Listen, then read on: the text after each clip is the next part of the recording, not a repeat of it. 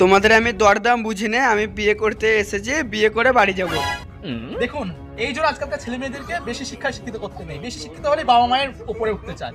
এদের মতো ছেলে কুলাঙ্গার ছেলে থাকার থেকে না থাকাই ভালো। তোর বিয়ে তো তুই থাক, আমার দরকার নেই। দেখুন মশাই, ওই ছুঁচো মেরে হাত গন্ধ করার অভ্যাস আমার নেই। আমি নিলে হয় সম্পূর্ণ টাকা নেব, নইলে কিছুই নেব না, ঠিক আছে?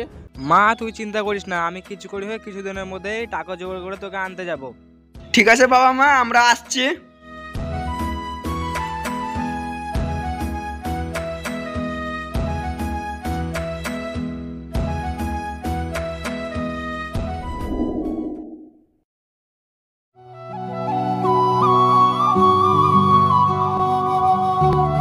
মেয়েটা তো বড় হয়েছে, কবে বিয়ে দিবে? সম্বন্ধ তো খুঁজো। বিয়ে করে দাও বললে কি হবে? 5 ছেলে পর একমাত্র মেয়ে, তাকে ভালোভাবে নাম দিয়েছি নিরুপমা, তাকে নিরু বলে ডাকি। যার তার সাথে বিয়ে দেবো ওর। অনেকগুলো তো ছেলে দেখা হয়ে গেছে, তোমার একটাও তো পছন্দ হলো না। তোমার মেয়ের জন্য রাজপুত্র পাওয়া নাকি? সে ঠিক আছে, তোমার কথা চিন্তা করতে হবে না, আমি রাজপুত্র এনে দেবো, ঠিক খুঁজে এনে দেবো।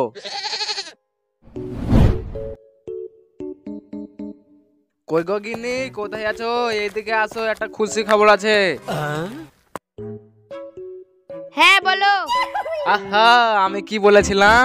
আমার মেয়ের এক রাজপুত্রের সাথে বিয়ে দেব, তা আমি খুঁজে নিয়ে এসেছি। তো না কেমন নাই করে কি সম্বন্ধ এনেছে বলো।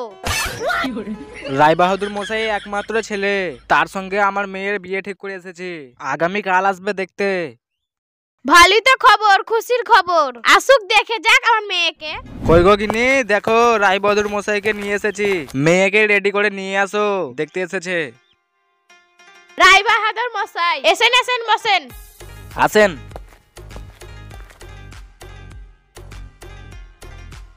এখানে বসেন।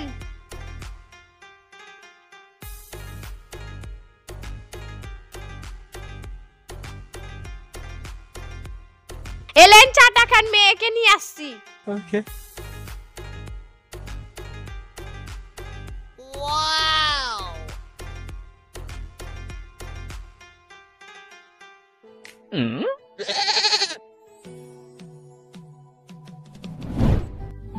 এই দেখেন রায় বাহাদুর মশাই, আমাদের 5 ছেলে পরে একমাত্র মেয়ে। আপনাদের যেমন একমাত্র ছেলে, সেই রকম আমাদেরও একমাত্র মেয়ে। ঠিক আছে মা, বসো বসো। কি নাম তোমার? আমার নাম নিরুপমা।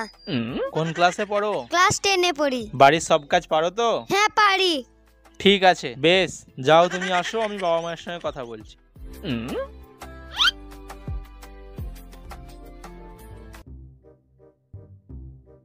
দেখুন রামসুন্দর বাবু, আমাদের মেয়ে অপছন্দ হওয়ার কিছু নেই, মেয়ে পছন্দ হয়েছে তো।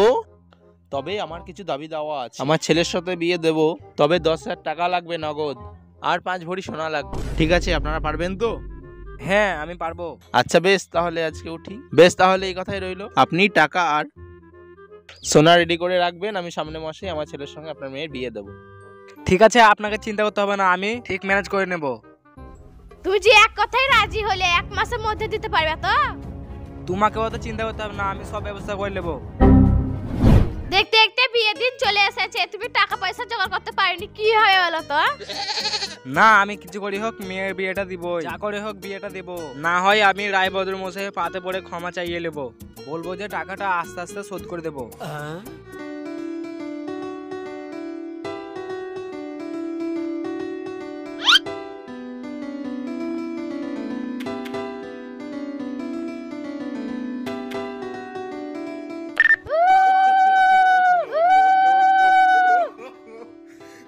বসেন ওইখানটায়।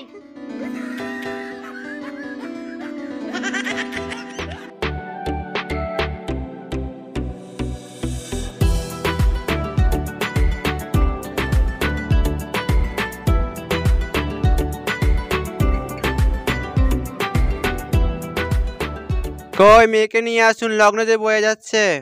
যাও দাঁড়ান, নিয়ে আসছি।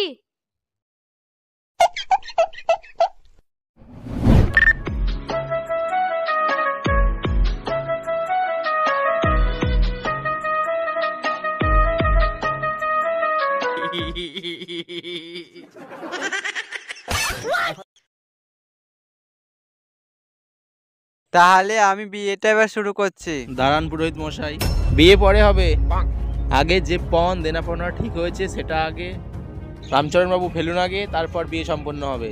আমাকে ক্ষমা করুন রায় বাহাদুর মশাই, আমি সম্পূর্ণ টাকা জোগাড় করতে পারিনি, এত টাকা জোগাড় করতে পেরেছি 5,000 টাকা। না না না, এইরকমটা তো কথা ছিল না। আপনি কথা দিয়েছিলেন বিয়ের আগেই আপনি সব যা পণ ঠিক হয়েছে, যে টাকা গয়না গাটি ঠিক হয়েছে সব দেবো, তারপরে বিয়ে দেবেন।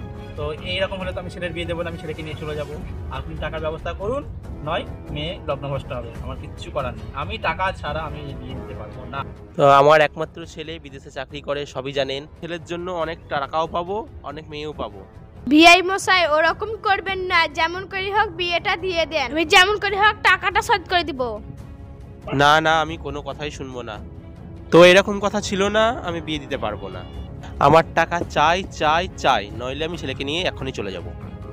তোমাদের আমি দরদাম বুঝি না, আমি বিয়ে করতে এসেছি, বিয়ে করে বাড়ি যাব।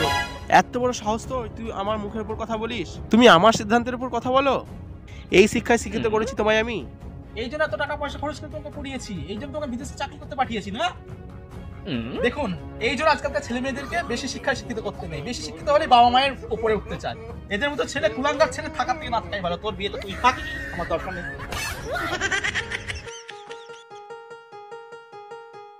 যা হয়েছে হয়েছে, পুরোহিত মশাই আপনি কিছু করে হোক বিয়েটা করে দিন। তাহলে বেশি কিছু করছি না, ছোটখাটো করে বিয়েটা সেরে দিচ্ছি। লেন পুরোহিত মশাই বিয়েটা দিয়ে দেন।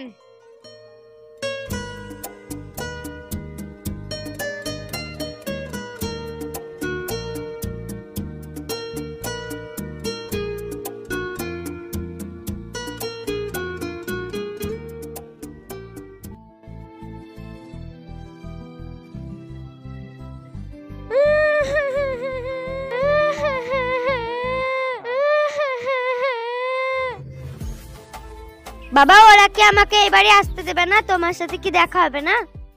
মা তুই চিন্তা করিস না, আমি কিছু করে হোক কিছুদিনের মধ্যেই টাকা জোগাড় করে তোকে আনতে যাব। ঠিক আছে বাবা মা, আমরা আসছি।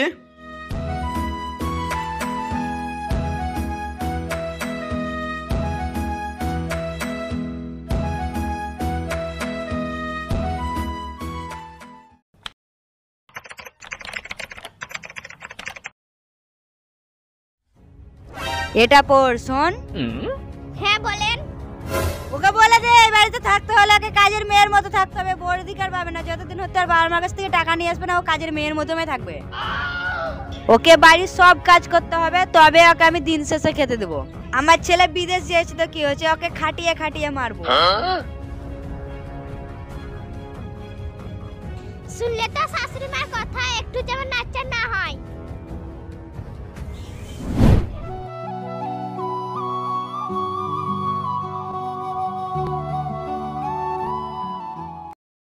মেয়েটা তো অনেকদিন হলো বিয়ে হয়ে গেছে, যাও দেখে এসো ওরা পাঠাচ্ছে কিনা।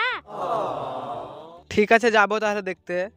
টাকা পয়সা তো জোগাড় করতে পারিনি, তাও গিয়ে দেখে আসবো পাঠাচ্ছে কিনা।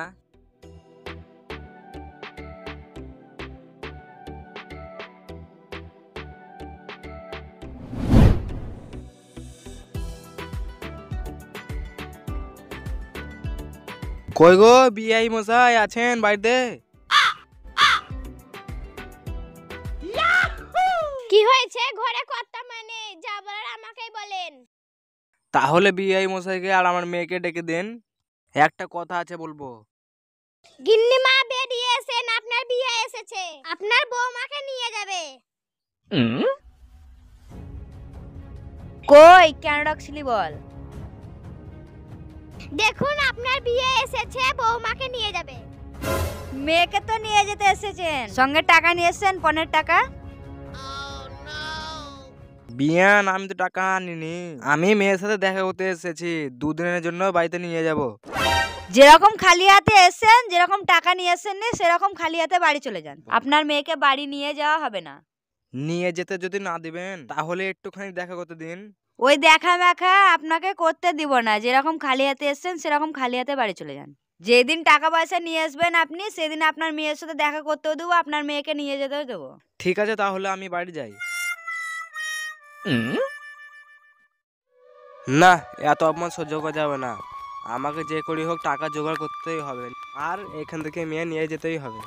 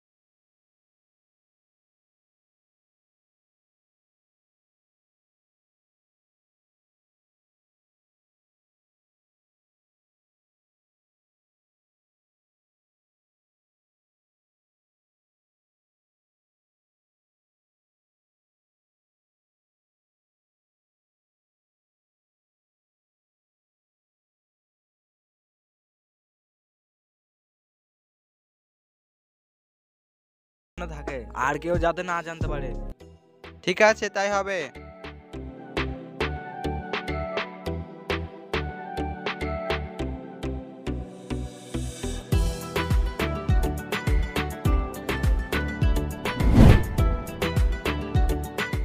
কই গো বিআই মশাই, কই রে মা নিরু, বেরিয়ে আয়।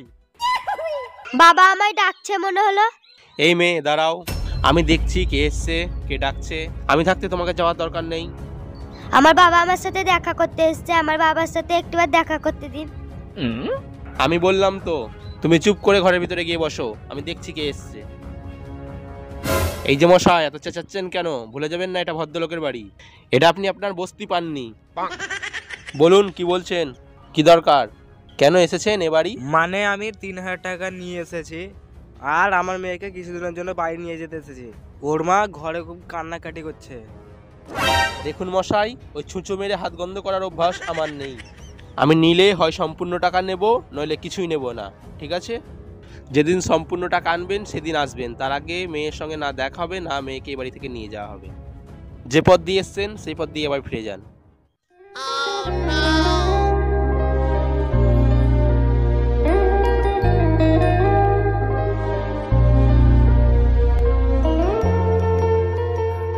বাবা আমাকে এখান থেকে নিয়ে চলো, আমি এখানে থাকতে চাই না বাবা।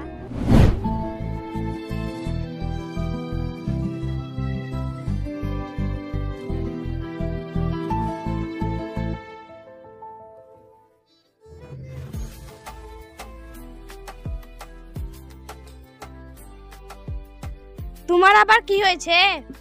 কাউকে না বলে কিছু টাকা জোগাড় করে মেয়েকে আনতে গিয়েছিলাম, কিন্তু তাও মেয়েকে পাঠালো না। অনেকদিন হলো মেয়েটার বিয়ে হয়েছে, দুদিন পর পুজো আছে, মেয়েটাকে এই বাড়িতে নিয়ে আসবে। ঠিক আছে, মেয়েকে এবার আনবোই আনবো। কই রে মা নিরু, বেরিয়ে আয়। বাবা তুমি এসেছো? আমি জানি বাবা, তুমি দুদিন আগে এসেছিলে, কিন্তু ওরা আমাকে দেখা করতে দেয়নি। বাবা তুমি আমাকে এখান থেকে নিয়ে চলো, ওরা আমাকে খাটিয়ে খাটিয়ে মারছে। ওরা আমাকে খেতে দেয় না, কাজের লোকের মতো রাখে, বইয়ের মতো রাখে না। তুই চিন্তা করিস না মা, দেখ আমি সম্পূর্ণ টাকা নিয়ে এসেছি, আর তোকে ওরা জ্বলাবে না। আজ তোকে বাড়ি নিয়ে যাব। তুমি এত টাকা কোথায় পেলে, কোথা থেকে জোগাড় করলে? তোকে অত চিন্তা করতে হবে না, আমি ঠিক ব্যবস্থা করেছি।